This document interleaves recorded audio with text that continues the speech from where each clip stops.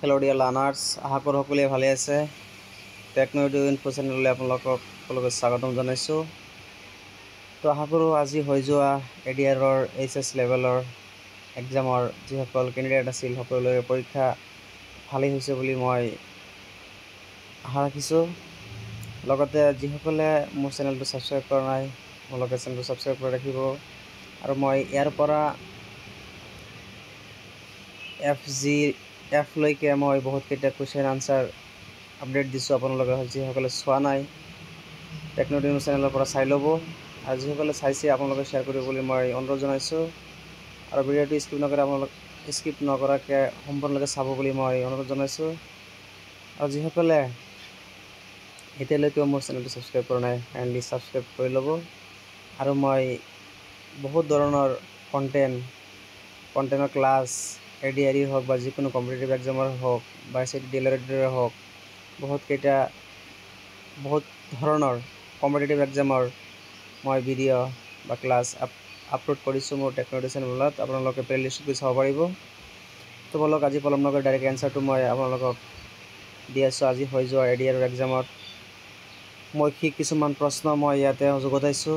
ইয়াৰ ভিতৰত কিবা ভুল ত্ৰুটি হ'লে আপোনালোকে মাৰ্জনা কৰিব, লগতে মোক কমেণ্ট কৰিও জনাব। যদি কিবা প্ৰশ্ন আপোনালোকৰ প্ৰশ্নৰ উত্তৰ জানিবলৈ হ'লে মোক কমেণ্ট কৰি জনাব। মই আপোনালোকে প্ৰশ্নটো দিব, মই এনচাৰটো দিবলৈ চেষ্টা কৰিম।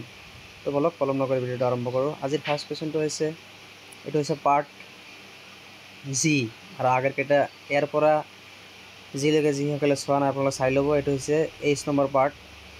তো আজি ফাৰ্ষ্ট কুৱেশ্যন হৈছে যে চেন্নাইৰ পৰা এখন বিমান পোনে পোনে গুৱাহাটী অভিমুখে আহি আছে।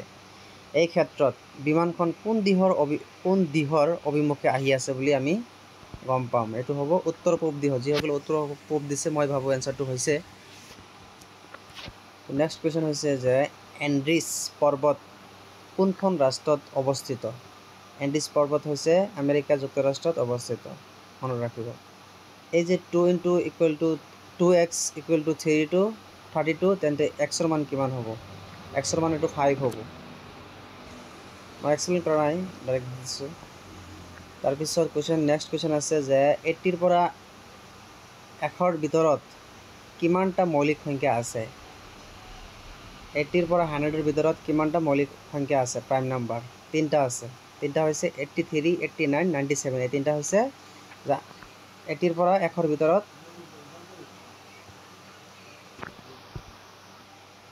2x = 32, তেন্তে এক্সৰ মান কিমান হ'ব? 5 হ'ব। নেক্সট আছে যে 80ৰ পৰা 100ৰ ভিতৰত কিমানটা মৌলিক সংখ্যা আছে? 3টা আছে, 83, 89, 97। তো বন্ধুসকল, মই আৰু এটা কথা আপোনালোকক জনাই দিছোঁ। হয়তো সকলোৱে একলগত এনচাৰ কিছুমানে কমেণ্ট কৰি আছে যে গোটেইকেইটা কুৱেশ্যন এনচাৰ একলগত দিব লাগে। তো মই গোটেইকেইটা কুৱেশ্যন এনচাৰ একলগত এটা ভিডিঅ' বনাই আছোঁ, চেষ্টা কৰি আছোঁ। মই আপোনালোকক দিম বুলি ভাবি আছোঁ, দিম। আপোনালোকে মোৰ চেনেলটো ছাবস্ক্ৰাইব কৰি ৰাখিব আৰু বেল আইকনটো প্ৰেছ কৰিব, যাতে নতুন নতুন আপডেটসমূহ আপোনালোকে সোনকালে পাই যায়। তো মই গোটেইকেইটা প্ৰশ্নৰ যিকেইটা মই ভিডিঅ' দিছোঁ আজি ADR এক্সামৰ ওপৰত, তো গোটেইকেইটা কুৱেশ্যন এনচাৰ মই একলগত দিম, মই আপোনালোকক কথা দিছোঁ। নেক্সট আছে যে কমপ্লিট দ্য ছিৰিজ 27, 30, 37, 50, (98).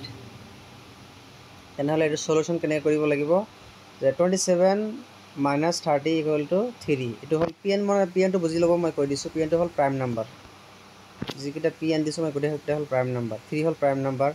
30 - 37 = 7 PN মানে প্ৰাইম নাম্বাৰ। 37 - 50 = 13 মানে প্ৰাইম নাম্বাৰ।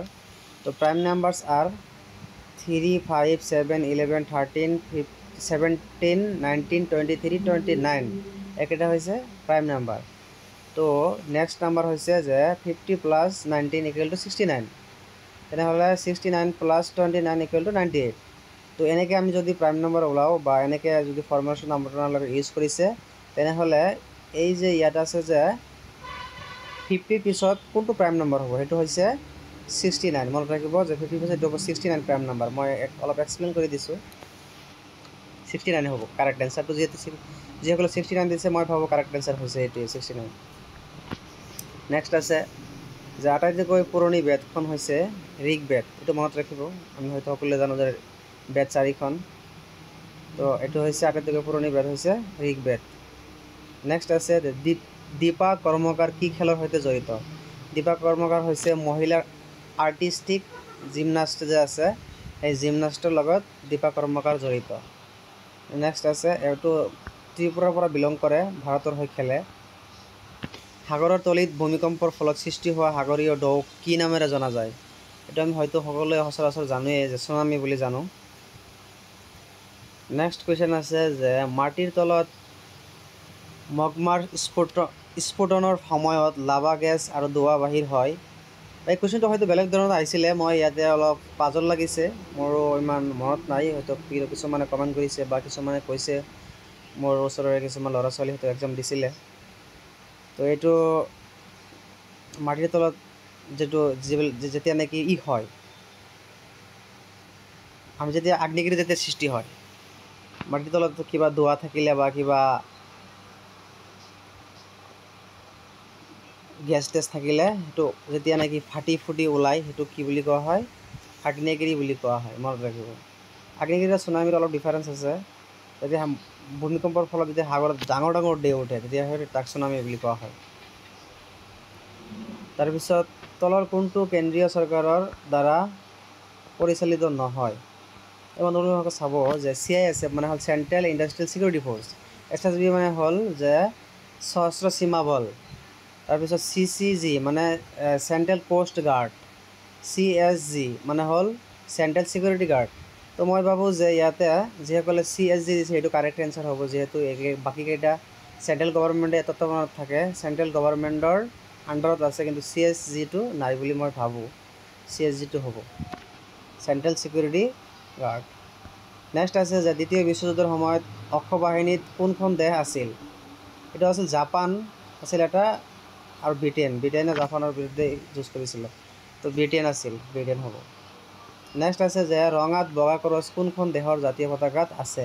তো বন্ধু-বান্ধৱীসকল এইটো আপোনালোকে কমেণ্ট কৰি মোক জনাব বুলি মই আশা ৰাখিছোঁ, যাতে আপোনালোকে কাৰেক্ট এনচাৰটো দিয়ে যে ৰঙাত বগা ক্ৰছ কোনখন দেশৰ জাতীয় পতাকাত আছে। এইটো আপোনালোকে কমেণ্ট কৰি জনাব বুলি মই আশা ৰাখিছোঁ। তো আজি এই ভিডিঅ'টোৰ পৰাই মই বিদায় মাগিছোঁ। আৰু লগতে এটা কথা কৈ দিছোঁ যে মই যিকেইটা প্ৰশ্নৰ মই ক্লাছ বনাইছোঁ, ইয়াৰ পৰা এইচলৈকে, তো গোটেইকেইটা প্ৰশ্ন মই একলগ কৰি আপোনালোকক নতুন এটা ভিডিঅ' দিম বুলি মই আশা দিছোঁ আপোনালোকৰ চেনেলটো ছাবস্ক্ৰাইব কৰি ৰাখিব আৰু ভিডিঅ'টো শ্বেয়াৰ কৰি যাতে সকলোৱে চাব পাৰে। তো আজিৰ কাৰণে বিদায় মাগিছোঁ, ধন্যবাদ।